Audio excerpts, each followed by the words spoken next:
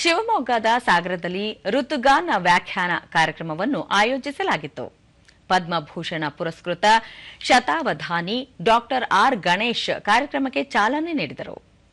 ಈ ವೇಳೆ ಡಾಕ್ಟರ್ ರವೀಂದ್ರ ಗುರುರಾಜ್ ಕಟೋಟಿ ಸೇರಿದಂತೆ ಹಲವು ಪ್ರಖ್ಯಾತ ಗಾಯಕರು ಕಾರ್ಯಕ್ರಮದಲ್ಲಿ ಪಾಲ್ಗೊಂಡಿದ್ದರು.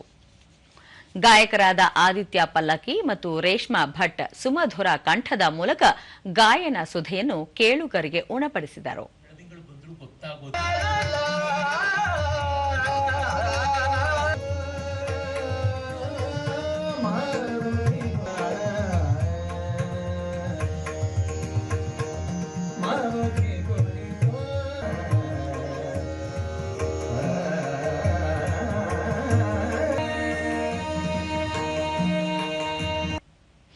ದೂರದರ್ಶನದೊಂದಿಗೆ ಡಾಕ್ಟರ್ ಗಣೇಶ್ ಆರ್ ಎಲ್ಲ ಋತುಗಳಿಗೂ ಹೊಂದಿಕೆಯಾಗುವಂತೆ ಸಂಗೀತದ ರಾಗಗಳಿವೆ. ಈ ರಾಗಗಳನ್ನು ಆಸ್ವಾದಿಸುವುದು ಒಂದು ಅನನ್ಯ ಅನುಭವ.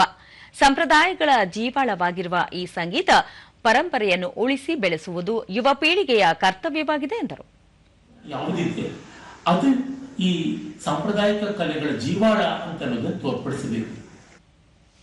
ಡಾಕ್ಟರ್ ರವೀಂದ್ರ ಗುರುರಾಜ್ ಕಟೋಟಿ ಸಂಗೀತದ ವಿವಿಧ ಪ್ರಕಾರಗಳಲ್ಲಿ ಎಲ್ಲ ಋತುಗಳಿಗೂ ಸರಿಹೊಂದುವ ರಾಗಗಳಿವೆ. ಆ ರಾಗಗಳಿಗೆ ಸೂಕ್ತವಾದ ಸಾಹಿತ್ಯವನ್ನು ಸಂಯೋಜಿಸಿ ಪ್ರಕೃತಿ ಮತ್ತು ಮನುಷ್ಯರ ನಡುವಿನ ಸಂಬಂಧವನ್ನು ಹೆಚ್ಚಿಸುವುದು ಈ ಕಾರ್ಯಕ್ರಮದ ಪ್ರಮುಖ ಉದ್ದೇಶವಾಗಿದೆ ಎಂದು ತಿಳಿಸಿದರು.